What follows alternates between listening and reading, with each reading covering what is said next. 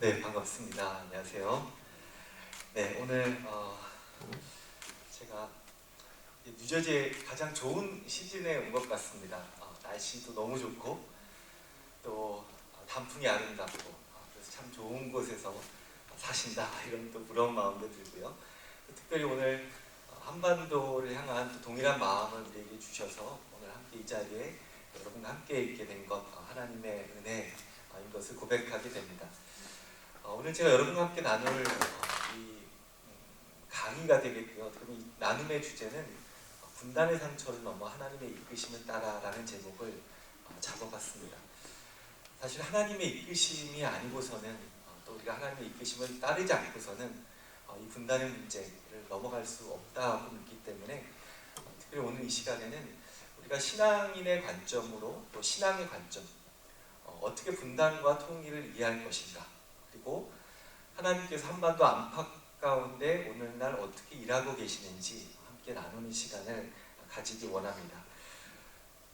네, 그래서 먼저 오늘 크게 두 가지 이제 한반도의 분단과 통일에 대한 얘기를 먼저 한번 나눠보도록 하겠습니다.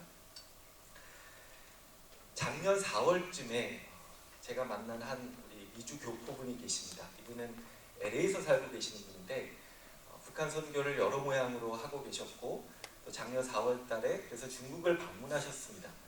근데 이분이 중국을 방문할 때마다 가는 북한 식당이 있었거든요. 근데 어느 날 그 북한 식당에 들어가려고 하는데 입구에서 종업원들이 강하게 들어가지 못하도록 제지를 하더랍니다. 그러면서 했던 얘기가 바로 저 얘기입니다. 안 반갑습니다. 이렇게 얘기를 하더래요.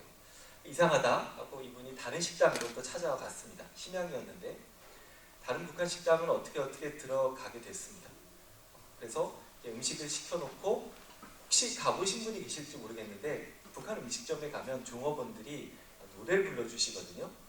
그래서 신청곡으로 반갑습니다라는 그 노래를 불러달라고 이렇게 요청을 했습니다. 근데 북한의 그 여종업원이 불러줬을까요? 불러주지 않았을까요? 끝까지 불러주지 않더랍니다. 왜 그랬을까요? 반갑습니다라는 곡을 여러분 혹시 뭐 들어보셨을 건데 이렇게 시작하거든요. 동포 여러분, 형제 여러분, 이렇게 만나니 반갑습니다 라는 그렇게 가사가 있는 것인데 이 곡을 불러주지 않겠다라는 것에는 당신들은 더 이상 우리의 동포, 형제가 아니다 라는 그런 이야기가 의미가 담겨져 있는 거죠. 사실은 이것은 작년 초부터 있었던 북한의 큰 대외 정책의 변화와 같이 연결이 되어 있습니다. 뉴스로 아마 보셨을 겁니다. 북한의 지도자 김정은이 작년 초에 두 국가 관계다. 남한과 북한은 더 이상 통일을 이룰 대상도 아니고 우리가 이제는 따로 살아가야 될 두 국가다라고 강력하게 선포를 하게 됩니다. 그러면서 주적이다라고 얘기를 하고 또 심지어 우리는 교정국 관계다라는 그 메시지를 던지면서 많은 분들이 또 충격을 받기도 하고 놀라는 일들이 일어나기 시작했습니다. 그래서 남쪽의 통일부 같은 북쪽의 기관들을 다 없애기 시작했고 더 나아가서 이 뉴스도 혹시 보셨을지 모르겠습니다. 북한 평양에 있는 조국통일 3대 기념 탑도 있습니다. 그 탑을 부숴버리게 됩니다. 자기 아버지 때 만들었던 그 탑인데 아마 김대중 대통령과 같이 만들었던 것인데 그것을 부숴버리는 일까지 하게 됩니다. 그리고 북한의 날씨에 늘 조선중앙TV에 남쪽 날씨까지 나왔었는데 어느 날부터 갑자기 남쪽의 날씨를 이제 보여주지 않기 시작을 합니다. 더 나아가서 평양에 가보시면 지하철역 중에 통일역이 있었거든요. 근데 그 통일역에서 통일자를 지워버립니다. 그리고 몇 달 동안 그냥 역이다라고만 해놓고 그렇게 사용을 하게 됩니다. 최근에 갔다 온 분들은 그 역 이름이 모란봉역으로 바뀌었다라고 그렇게 이야기를 하기도 하는 거죠. 북한을 잘 아는 분들은 어떤 얘기까지 하시냐면 북한의 초, 중, 고등학교에 있는 그 교과서 거기에 통일이라고 써져 있는 것들까지 다 이제 블랙아웃을 시킨 거죠. 다 지워버리기 시작했다라고 얘기를 하는 겁니다. 그리고 남쪽과 북쪽을 연결하고 있는 모든 도로 통신망들을 끊어내는 실질적인 단절을 추구하게 됩니다. 그렇다고 한다면 어디서부터 이 문제가 또 어디서부터 잘못된 것일까? 우리가 한번 좀 돌이켜볼 필요가 있을 것 같습니다. 그동안 북한을 접근하는 특별히 정부의 접근 방식은 크게 두 가지가 있어 왔습니다. 하나는 우리가 잘 아는 포용 정책, 또 햇볕 정책이라고 부르는 그런 정책입니다. 북한이 문제가 있고 잘못된 것은 맞지만 이 대척 상황을 극복하기 위해서는 우리가 서로 만나고 교류하고 경제적 지원을 하다 보면 서로 상호 의존도가 깊어져서 어느 임계점이 지나면 다시금 돌이키기 힘든 상황까지 가지 않을까, 그러면 전쟁이 안 일어나지 않을까라는 그런 좀 더 진보적인 정권들이 추구해왔던 방식들이 있습니다. 그런데 이런 접근법에 대한 비판들도 있어 왔었습니다. 우리는 좋은 의도로 저렇게 북한을 돕는다라고 할 때 북한이 혹시 나쁜 의도로 우리를 철저하게 농락하고 속이는 것이라면 어떻게 하나라는 염려가 사실은 많은 사람들 안에 있어 왔던 거죠. 그리고 오늘날 우리가 핵 위기를 경험하고 있지 않습니까? 이 핵 위기도 결국은 그때 북한이 무너지지 않고 우리가 도와줘서 오히려 그 수명이 연장된 것 아닐까라는 그런 이제 비판들도 있는 것을 보게 됩니다. 다른 한 가지 이제 접근법이 있는데 이것은 더 보수적인 정권들이 해왔던 정책이죠. 북한을 철저하게 고립시키는 것입니다. 고립과 대북 제재를 통해서 북한의 붕괴를 기대하는 부분들이 있었던 거죠. 근데 문제는 이것에 대한 비판들도 있어 왔습니다. 가장 큰 것은 그렇게 고립시켜서 제재를 해서 정말 북한이 무너지면 모르겠는데 가만히 보니까 북한이 상당히 견고한 체제다라는 것을 여러 가지로 확인하게 되는 거죠. 이것을 체제 내구력이라고 표현을 하는데 북한이 상당히 견고한 체제 내구력 가운데 고난행군 시기에도 무너지지 않았고 지금은 그때보다 훨씬 더 여유 있는 상황 가운데 있는 어떤 현실을 보게 되었던 거죠. 또 한 가지 비판점은 우리가 북한을 이렇게 코너로 몰아가면 몰아갈수록 오히려 마치 쥐가 코너에 물린 쥐가 고양이를 무는 것처럼 전쟁의 가능성이 더 커지지 않겠는가라는 그런 비판들도 있어 왔던 겁니다. 이렇게 죽을 바에는 너와 나 같이 죽자라고 자폭할 가능성이 있다라는 거죠. 그리고 이런 고립을 통해서 고통받는 것은 북한의 지도자들이 아니고 일반적인 북한의 주민들이라는 점에서 이런 정책의 효용성에 대한 이제 의문도 계속해서 있어 왔던 것을 우리가 볼 수가 있습니다. 그런데 북한 선교를 할 때도 두 가지 서로 다른 접근법이 사실은 그동안 있어 왔습니다. 하나는 북한 정권을 대항하는 그런 접근이라고 할 수가 있습니다. 북한은 악하기 때문에 우리가 상대해서는 안 되고 어떻게든 그 땅에 복음을 흘려보내야 되겠다라는 많은 선교 단체와 그리스도인들의 사역이 있어 왔습니다. 이분들의 마음의 자세는 어떤 것인가 하면 마치 초대교회 그리스도인들이 순교를 각오하면서까지 로마 제국에 굴하지 않고 복음을 전했던 것처럼 우리도 그렇게 전해야 된다라고 하면서 지하교회 사역도 하시고 대북전단도 보내시고 탈북민을 구출하는 일들을 지금까지 해왔고 여기에는 많은 또 중요한 단체들이 이 일들을 해왔습니다. 예를 들면 통일소망선교회라든지 통일돌선교회라든지 오픈도어즈 여러분 들어보셨을 겁니다. 그런데 또 한 측면에서는 북한 정권이 악한 것은 맞지만 우리의 궁극적인 목표가 결국은 복음을 그 땅 가운데 들려지게 하는 것이 있다라고 한다면 북한 정권을 이용할 수 있는 부분도 있지 않을까라는 생각을 하게 되었던 거죠. 마치 사도 바울이 로마 제국의 시민권을 활용해서 복음을 전하는데 사용하지 않습니까? 도로망과 교통망을 이용하면서 복음을 적극적으로 전했던 것처럼 북한 당국이 허락한 선 안에서라도 어쨌든 들어가서 북한 주민을 만나고 그들과 함께 일상을 살아내고 그들이 이분들의 모습을 보면서 예수님을 알아가게 되는, 그러니까 예수님을 직접 말로 전할 수는 없지만 예수님을 보여주는 삶을 살았던 그런 많은 분들이 지난 20여 년 동안 특별히 우리 미주 한인 교포들을 통해서 이 일들이 일어나기 시작했습니다. 그래서 북한 내지 사역이라고 우리가 이것을 부르고 그다음에 뭐 비즈니스 에스 미션이라든지 평양 과기대 이런 사역들이 있었습니다. 제가 한 가지 질문 여러분에게 들어본다면 이 두 방법 중에 어떤 방법이 맞는 방법일까요? 어떤 한 방법만이 맞고 어떤 하나는 틀린 것일까요? 네.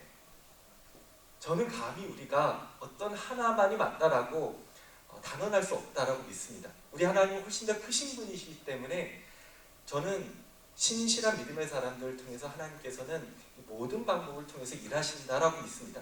중요한 것은 각 교회 공동체에게 주신 하나님의 부르심이 있거든요. 또 각 개인에게 주신 그 부르심이 있다라고 할 때는 그 어느 한쪽에 내가 가장 신실하게 응답해가는 것이 중요하지, 나만 옳고 저들이 잘못됐다라고 하는 것은 잘못된 것이 아닐까라고 생각을 합니다. 그렇다고 했을 때 우리가 이제 통일이라는 문제를 어떻게 바라봐야 될까라는 이제 문제에 부닥치게 됩니다. 여러분 여기 결혼하신 분들도 많으실 텐데 부부간의 통일을 한번 생각을 해보시면 부부간의 통일이 쉽습니까? 어렵습니까? 어렵습니다. 네. 결혼해보신 분들은 아실 겁니다. 네. 부부간의 통일 진짜 어려운 일이다. 불가능한 게 아닐까 이런 생각이 들 때가 있지 않습니까? 하물며 나라와 나라의 통일을 이야기한다는 것이 얼마나 크고 또 사실 쉽지 않은 문제다라는 것을 여러분이 생각하실 수 있을 것 같습니다. 그런데 통일이 무엇일까요? 그렇게 생각을 해보면 먼저 통일이 아닌 것부터 생각해 볼 필요가 있습니다. 통일의 반대가 무엇인지, 그러니까 결국 분단이 무엇인지를 우리가 더 깊이 깨달으면 깨달을수록 통일이 무엇인지 우리에게 더 선명하게 다가오게 됩니다.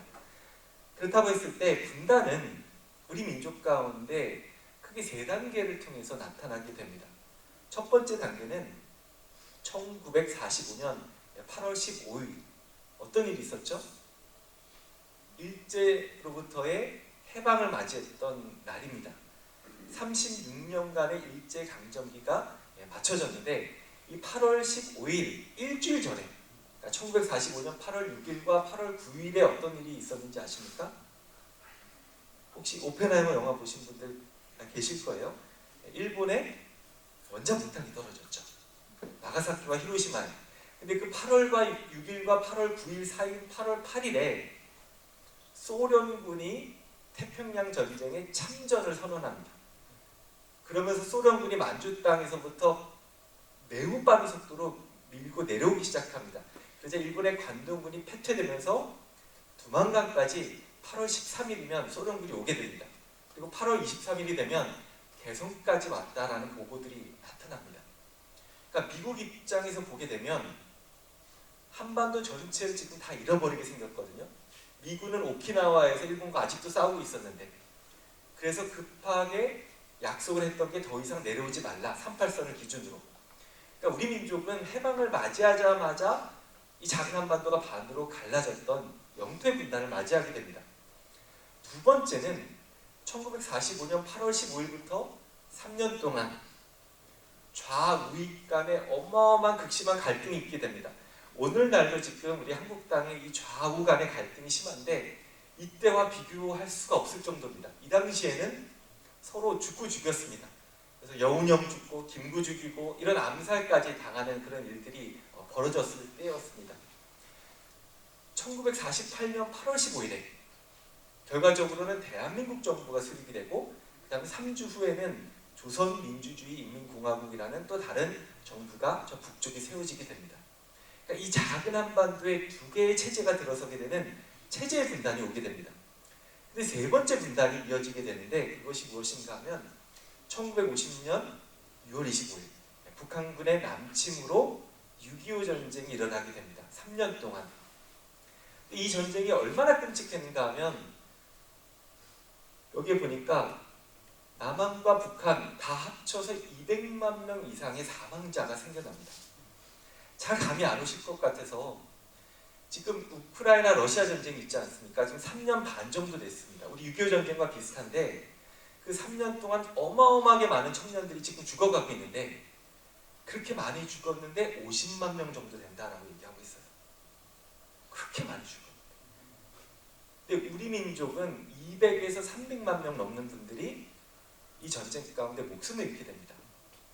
그 이유는 처음에 북한군이 내려오니까 우리가 낙동강까지 밀려오게 되잖아요. 그리고 나서 뭐가 있었죠? 인천 상륙작전이 있죠. 그리고 압록강까지 밀고 올라가요. 그러다가 다시 중공군의 개입으로 서울을 또 뺏깁니다. 그리고 다시 또 찾게 되고, 그러니까 땅의 주인이 몇 번이 계속해서 바뀌게 되는 일들이 반복되면서 땅의 점령군이 바뀔 때마다 상대방에게 부역했다라는 이유로 서로 죽이게 되는 거죠. 그러니까 가족들, 이웃들끼리 죽이게 되고 심지어 친척들까지도 죽이게 되는 그런 악순환이 반복이 됩니다. 그러면서 마음 가운데는 증오와 미움이 깊이 뿌리 잡게 되었던 게 이 6.25 전쟁, 사람의 분단, 마음의 분단이 있었던 것이 바로 우리의 아픔이었습니다. 그렇다고 한다면 통일은 저는 이 분단을 극복한다라는 의미에서 유사하게 이 세 가지 단계를 분명히 거쳐가게 될 거다라고 우리가 생각해 볼 수 있을 겁니다. 첫 번째 통일은 남한과 북한의 체제가 남한의 북한 땅이 연결이 되는 하나가 되는 영토의 통일일 겁니다. 그래서 부산에서부터 자전거 타고 서울과 평양과 신의주와 북경까지 갈 수 있는 것, 땅이 하나가 되는 통일이 있을 거예요. 두 번째 통일의 모습은 체제의 통일이 있겠죠. 그죠? 북한의 사회주의 체제와 남한의 자유민주주의 체제가 하나가 되는 것인데, 저는 북한의 사회주의 체제는 실패한 체제라고 생각해요. 왜 그러냐면 북한 인민들의 기본권과 생존권을 지켜내지 못했기 때문에 지속 가능한 체제라고 보지는 않습니다. 언젠가 반드시 무너지게 될 것이고 결국은 우리 남한 체제 중심으로 수렴이 되는 게 더 적절하겠다, 그것이 더 바르겠다라는 생각을 하게 됩니다. 그런데 그리스도인들은 거기서 한 단계 더 나아가야 되는 것 같아요. 우리 남한의 자본주의 사회도 완벽하지 않고 얼마나 많은 문제들이 있습니까? 사회적 양극화와 빈부격차의 문제, 승자 독식의 문제. 그러니까 그리스도인들은 무엇을 꿈꿔야 되는가 하면 하나님 나라의 가치 가운데 공평과 정의의 토대 위에서 우리 미래 한반도를 어떻게 세워갈 것인가, 그것까지 꿈꾸고 바라보면서 준비하는 것이 그리스도인의 역할이다 라고 우리는 그렇게 생각해야 된다고 믿습니다. 세 번째 통일의 모습은 무엇인가 하면 땅이 하나가 됐고 체제가 하나가 되었는데 남북한 사람들이 만났어요 이제. 근데 여전히 마음 가운데 미워함이 있고 분노가 있고 용서하지 못하고, 남한 사람들이 조금 더 경제적으로 잘 산다고 북한 사람들 무시하고 2등 국민 취급하고 이런다고 한다면 통일이 된 것일까요? 안 된 것일까요? 안 된 것이겠죠. 그러니까 통일이 어디까지 가야 되는가 하면 사람의 통일까지 가야 온전히 통일이 이루어졌다라고 우리가 고백할 수 있게 될 겁니다. 그런 면에서 통일의 핵심은 사람이고요. 그럼 우리가 통일을 준비한다는 게 뭘까? 결국은 사람을 준비하는 겁니다. 어떤 사람을 준비하는가? 북한 사람을 만나고 그들과 함께 어울려서 존중하면서 공동체를 이루고, 특별히 그리스도인들로서 그들을 품고 함께 예배 공동체를 세워갈 수 있는 믿음의 사람들을 준비해 가는 것이 통일 준비의 가장 핵심이다라고 말씀드릴 수 있겠습니다. 특별히 성경적으로 우리가 통일을 한번 생각을 해보게 되면 사전적으로는 통일은 서로 다른 두 존재가 하나가 되는 것이겠죠. 근데 아까 제가 부부의 통일을 얘기했는데 부부 간의 통일이 뭘까요? 남편과 아내가 똑같아지는 것, 이게 통일일까요? 남편이 아내가 좋아하는 드라마, 멜로드라마 막 같이 다 막 보면서 울어주고, 아내는 남편이 먹는 된장찌개와 삼겹살 똑같이 좋아하는 것, 이게 부부의 통일일까요? 그건 그냥 획일화죠. 온전한 통일의 모습은 무엇인가 하면 남편과 아내의 서로 고유한 모습을 인정하고 존중하면서도 서로 신뢰하고 공통의 목표를 향해서 함께 발걸음을 맞춰 나간다 한다면 그것이 부부간의 하나된 통일인 것처럼, 가장 어떻게 보면 성경 안에서 그 완벽한 모델은 사실은 우리 삼위일체 하나님에게서 나타납니다.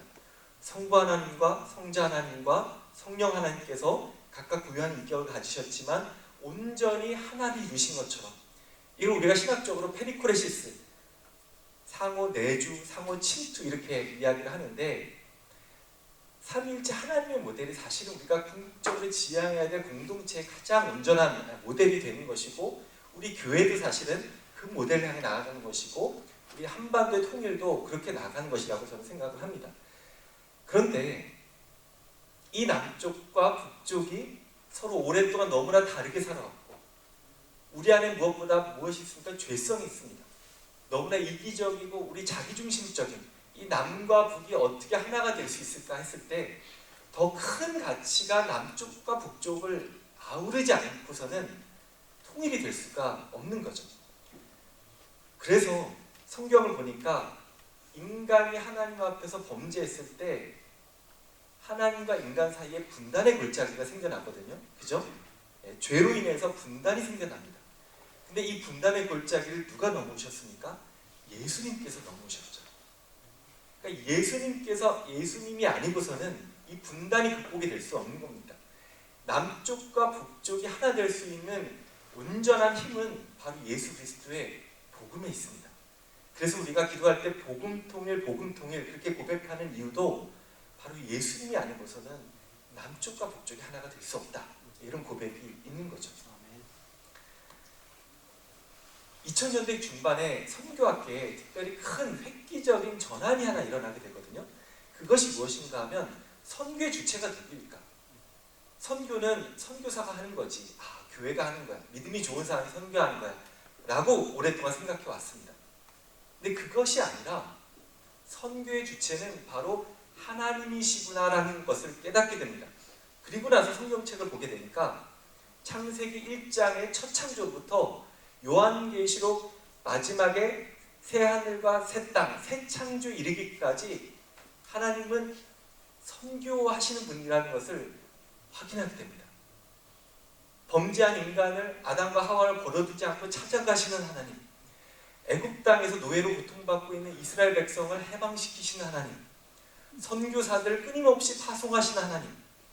그리고 성경의 선교의 절정이 뭡니까? 성부 하나님께서 성자 예수님을 이 땅에 선교사로 파송하시죠. 그리고 성부 하나님과 성자 예수님께서 누굴 보내세요?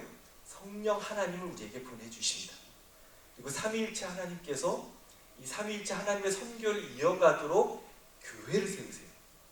그런 면에서 교회의 첫 번째 된 사명이 무엇인가 하면 바로 삼위일체 하나님께서 이어가시는 그 선교를 이어받고 감당하는 것이 핵심 목표인 거죠.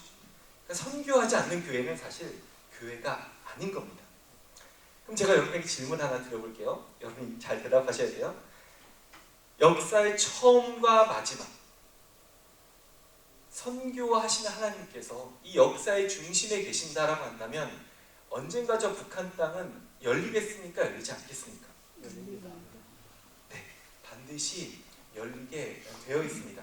디모데전서 2장 4절에 보니까 한번 같이 읽어볼까요? 시작! 하나님은 모든 사람이 구원을 받으며 진리를 아는 데 이르기를 원하신다. 아멘. 저는 하나님께서 반드시 저 땅을 언젠가 여실 거라고 믿습니다. 하나님의 열심히 이루실 겁니다. 우리의 열심이 아니라 하나님의 열심히 이루실 것입니다. 어떤 분들이 저한테 가끔 찾아와서 이런 질문을 하실 때가 있어요. 교수님, 통일이 언제 될까요? 그럼 저는 이렇게 대답을 할 때가 많습니다. 통일은 이미 진행 중입니다. 이게 무슨 말일까요? 여러분, 아까 제가 통일을 세 가지로 얘기했죠. 영토의 통일과 체제의 통일과 뭐죠? 사람의 통일. 만약에 우리가 영토의 통일과 체제의 통일로만 생각하면 통일은 멈춰져 있습니다. 제자리 걸음이에요. 70년 동안 변화가 없는 거예요. 그러니까 많은 분들이 통일을 위해서 기도하다가 지친 이유가 무엇인가 하면 하나님, 우리가 기도했는데 왜 응답이 없습니까? 거기서 넘어지는 거거든요. 근데 저는 통일이 그냥 이벤트, 사건이 아니라 프로세스라고 믿습니다. 과정. 통일은 지금 됐다 안 됐다가 아니라 통일은 1% 되고 있다, 5% 되고 있다, 10% 되고 있다. 어떻게 그렇게 고백할 수 있는가 하면 사람의 통일의 관점에서 우리가 통일을 바라보기 시작하면 통일은 멈춰져 있지 않습니다. 통일은 계속 진행 중입니다. 어떻게 그렇게 고백할 수 있을까요? 누가 그 증거일까요? 바로 하나님께서 이 땅에 보내주신 탈북민들을 통해서 우리가 그분들을 만나고 그분들의 손을 붙잡고 기도하고, 우리 여기에도 우리 중국에 있는 우리 탈북민 여성들과 함께 성경 공부하시는 분들이 계시는데 그분들과 함께 영적으로 연결되는 그 과정들을 통해서 통일이 이루어지고 있는 겁니다. 아, 저분들의 마음은 저렇구나. 언젠가 저 북녘 땅에 활짝 문이 열렸을 때 그들에게 이렇게 복음을 나눠야 되겠구나. 그들을 알아가는 그 과정이 사실은 지금 통일이 진행되고 있는 과정이라고 믿습니다. 그런 면에서 우리는 그냥 통일을 선택의 문제로 생각할 때가 있어요. 마치 이 음식 먹을까 저 음식 먹을까. 근데 그게 아니고요. 통일은 우리에게 주어진 현실이고 하나님께서 이뤄가실 것이고, 중요한 것은 우리가 어떻게 이 하나님께서 이뤄가시는 통일에 참여할 것인가 라는 점을 우리 그리스도인들은 믿고 또 기도해야 된다라고 믿습니다. 이 관점을 가져야 우리의 기도가 더욱 힘있게 하나님 앞에 드려질 수 있다라고 믿습니다. 그렇다고 한다면 두 번째 주제로 한번 넘어가 볼게요. 한반도 가운데서 하나님께서 지금 어떻게 일하고 계시는지 이 부분을 나누기를 원합니다.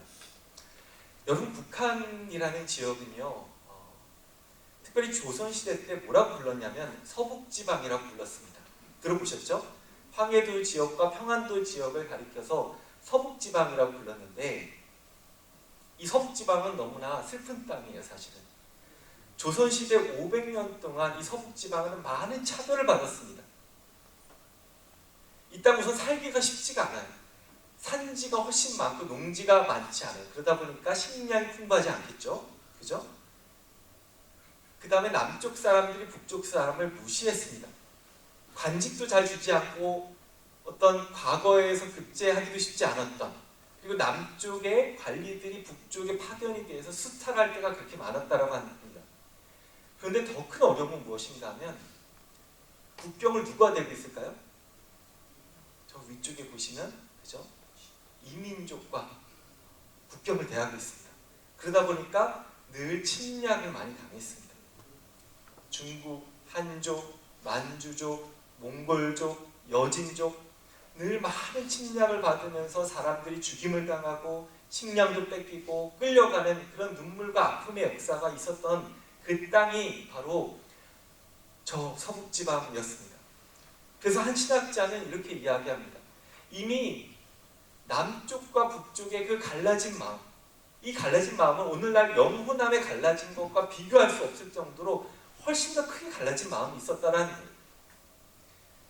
남북한의 분단이 직접적으로는 아까 1945년 강대국들의 타협 가운데 일어난 것이지만, 영적으로 봤을 때 더 오랜 시간 동안 저 북쪽 지방을 차별하고 무시했던 우리 공동의 죄의 결과가 아니겠는가.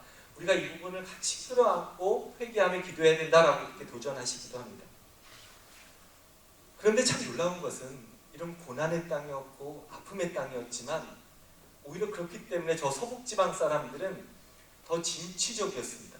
더 개방적이었습니다. 먹고 살기 쉽지 않으니까 뭘 해야 되겠어요? 농사를 못 지으면 무역을 해야죠. 그죠? 그러니까 이분들은 빨리 무역에 눈을 떴습니다.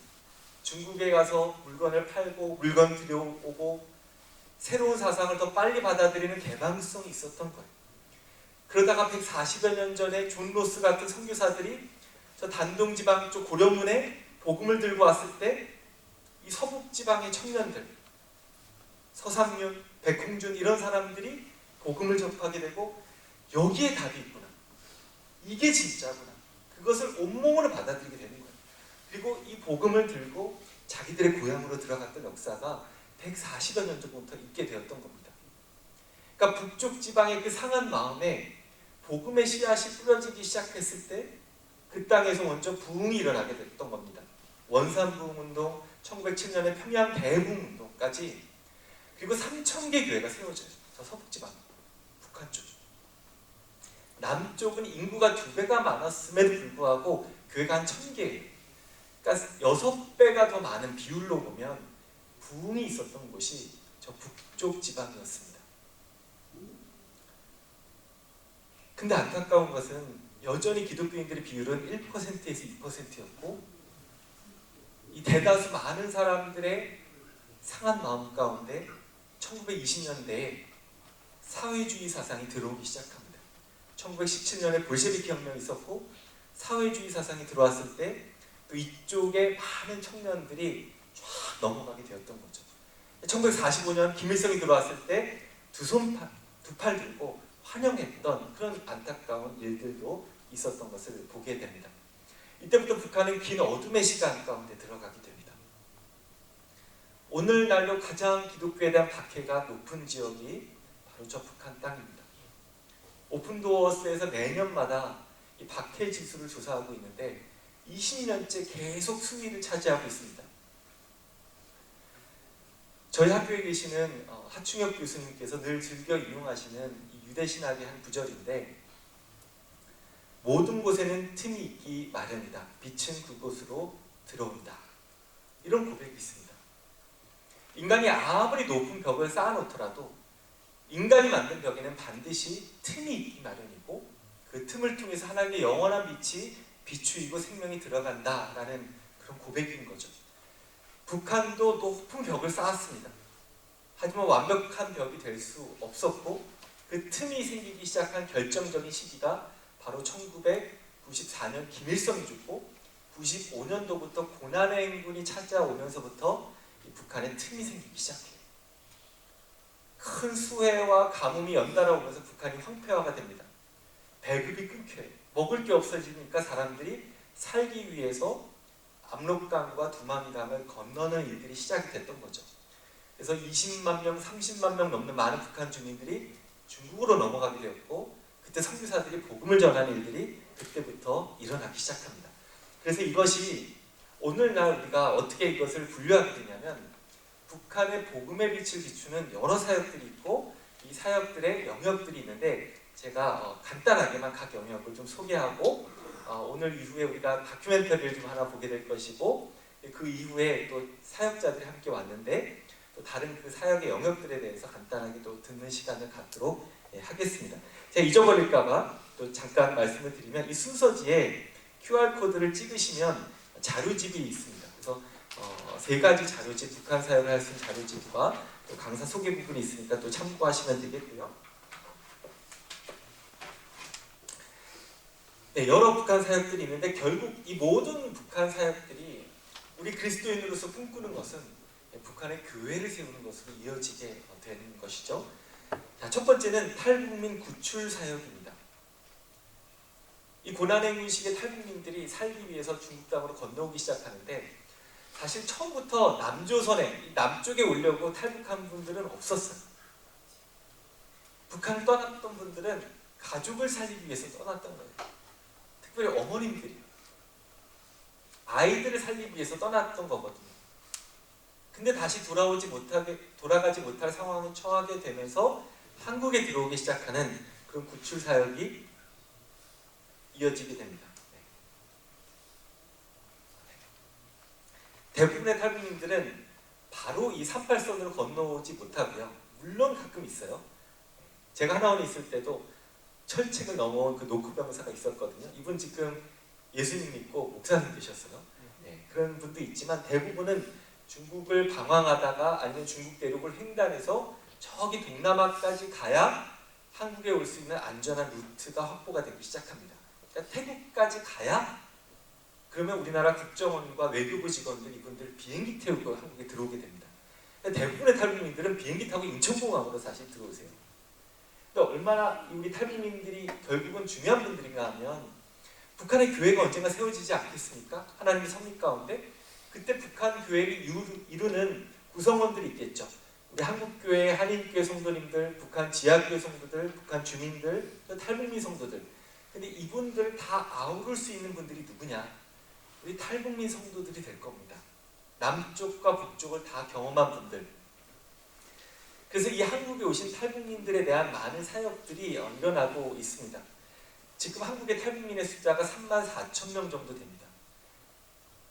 잘 감이 안 오실 것 같아서 한국에 여러분 이렇게 방문해 보시면 골목마다 그 편의점이 있습니다. 그죠? 보실 거예요. C로 시작하는 편의점이 있고, 그 다음에 이제 G로 시작하는 편의점, 업계 1, 2위인데 이 두 편의점을 합치면 한 35,000개 정도 됩니다. 그러니까 한국에 골목마다 그 편의점이 있는 것처럼 얼굴은 알아볼 수 없죠, 탈북민들. 근데 그만큼 탈북민들이 같이 우리 곁에서 사람들 사이에서 살아가고 있는 거죠. 가장 많을 때는 1년에 2,900명의 탈북민들이 한국에 들어옵니다. 매달마다 2명씩.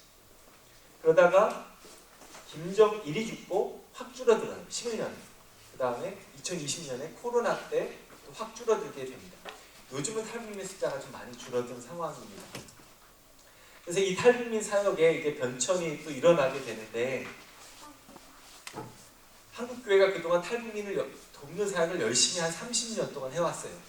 저는 이거를 1.0이라고 생각을 합니다. 탈북민 사역 1.0.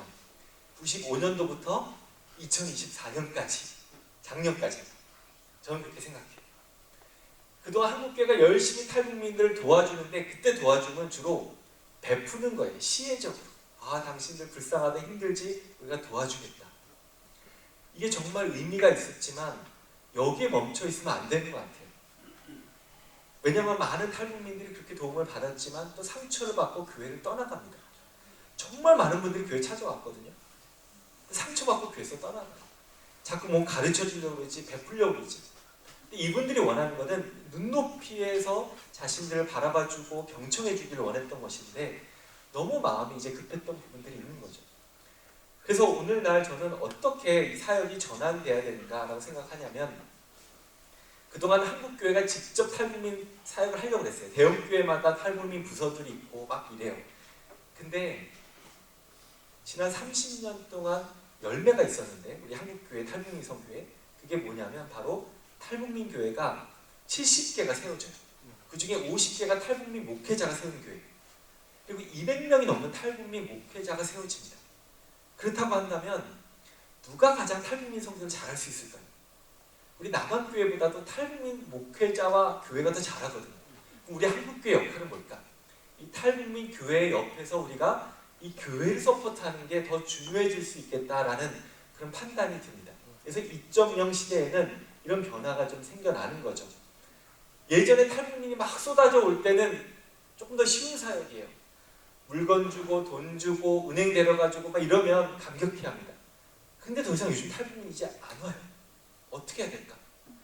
이미 왔지만 놓쳤던 탈북민들이 누구일까? 그들을 찾아 나서야 되는 거죠.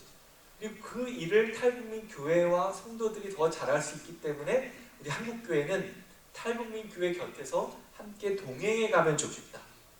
이런 관점으로 이제 사역의 탈북민 사역의 변화가 일어나게 되고 있습니다. 그래서 많은 탈북민 교회들이 곳곳에 있고요.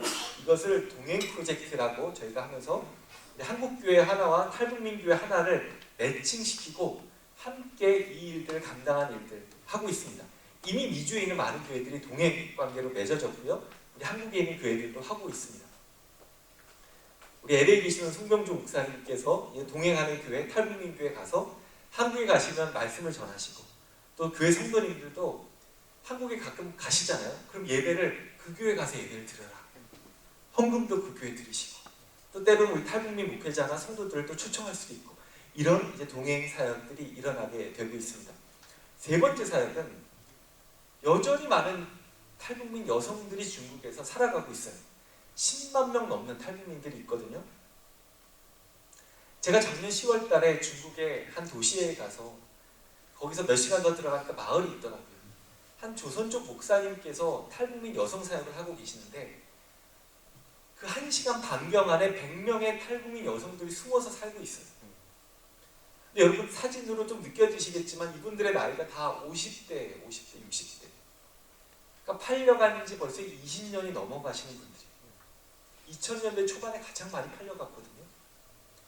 근데 또 하나 생각해야 될 게 뭐냐면, 이분들이 팔려간 지 20년이 됐으면 그 자녀들의 나이가 어느 정도 됐을까요?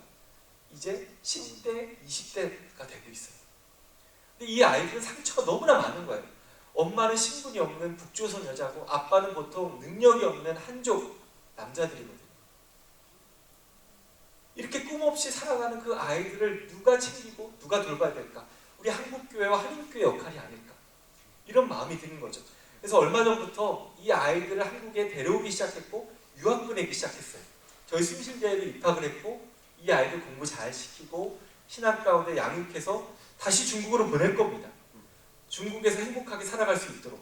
그리고 하나님께서 혹시 부르시면 복음을 들고 엄마의 고향인 북한에 들어갈 수 있는 아이들이 바로 이 아이들이 될 겁니다.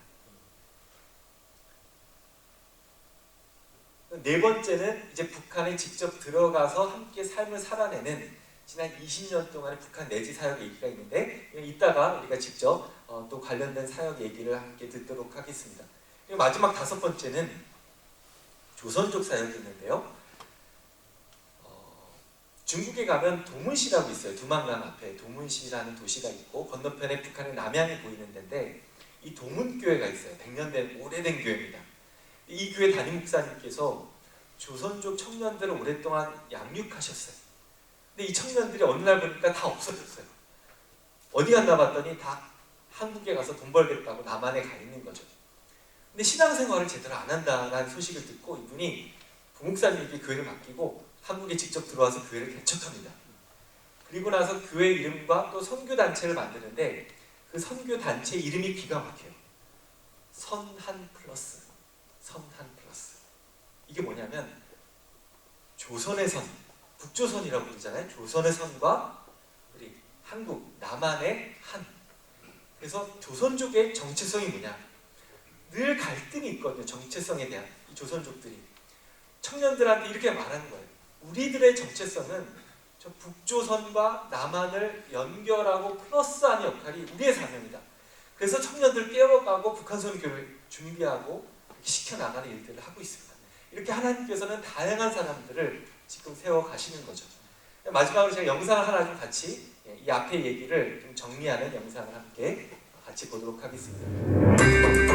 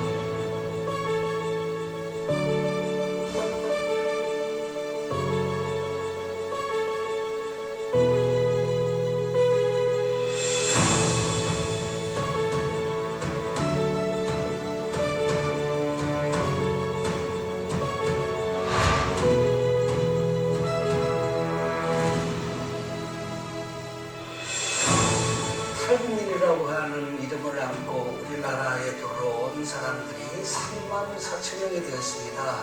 신앙의 자유를 안고 이 땅에 온 탈북민들이 하나님이 원하시는 북한 선교에 뛰어들고 또 많은 분들이 신학을 공부하고 교자가 되어서 또 교회도 개척하고 해서 우리나라에 벌써 탈북민 교회가 50개 교회가 생겼습니다. 중국 땅에는 15만에서 20만 명의 수많은 탈북민들이 숨어서 살고 있습니다. 탈북민 역사가 25년 정도 되다 보니까 이들이 예수님을 은혜로 받아들이고 복음 가운데 서면서 이들의 자녀들도 성장하고 있는 것을 봅니다. South Korea and the US no longer have access to North Korea as it did in the past. What is needed for the global church to rise up to engage North Korea? God is raising Christians from around the world to engage North Korea. I get inquiries from around the world of those who are interested in North Korea from such countries as Canada, England, Kazakhstan, Mongolia, India, US, and many others.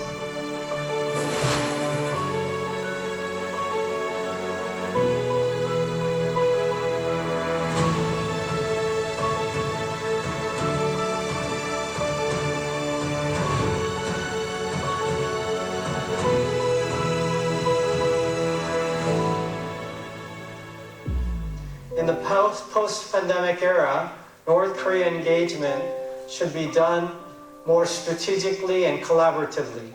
우리 탈북민들 또 탈북민 교회가 한국 교회가 함께 되어질 통일을 열심히 준비해 갈 것입니다. 기억해 주시고 기도해 주시기를 부탁드립니다.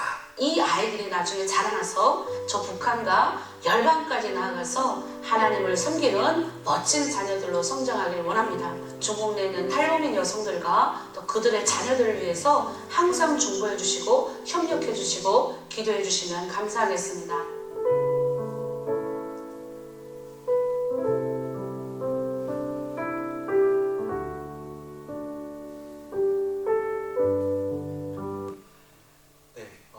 우리가 오해하고 있는 것 중에 하나가 무엇인가 하면 북한 선교는 언젠가 북한이 열린 다음에 우리가 해야지, 그때 할 수 있어 라고 생각하는 겁니다. 근데 그렇지 않습니다. 북한 선교는 언젠가 북한이 열린 후 하는 것이 아니라 지금부터 할 수 있고 지금 참여할 수 있는 많은 영역들이 실제로 하나님께서 앞서서 일하시고 있고 우리를 초청하는 영역들이 있다는 것을 함께 기억해 주시기를 부탁드립니다. 예수님께서 십자가에서 죽으시고 부활하셨을 때 그 제자들이 예수님을 처음에 못 알아보지 않습니까? 특별히 제자 도마가 예수님을 어떻게 알아봅니까? 예수님의 그 고난의 흔적을 보면서 나의 주, 나의 하나님 이렇게 고백을 합니다. 오늘날 이 기독교가 욕을 먹는 세상 가운데 어떻게 세상 사람들이 우리가 그리스도인인 것을, 우리가 참된 예수님의 제자인 것을 알아보게 될까요? 우리에게 예수님의 그 스티그마, 예수님의 흔적, 예수님의 고난의 흔적, 누군가를 사랑하고 누군가를 위해서 눈물을 흘리고 누군가를 위해서 희생하는 그 흔적들을 볼 때에 우리가 예수님의 제자인 것을 깨닫게 될 것이고 또 우리의 모습을 통해서 하나님 아버지를 보게 될 것이라고 믿습니다. 그 일을 특별히 북한 선교를 향한 그 모든 선교 사역들이 쉽지 않거든요. 쉽지 않습니다. 때로 빨리 열매들이 보이지 않을 수도 있고 너무나 눈물 흘려야 되는 때도 있지만 하나님께서 이 일들을 원하시고 우리를 부르신 줄로 믿습니다. 이 일들 가운데 우리 뉴저지에 계시는 우리 귀한 또 믿음의 성도님들, 교회들이 함께 참여할 수 있게 되기를 또 축복합니다. 감사합니다.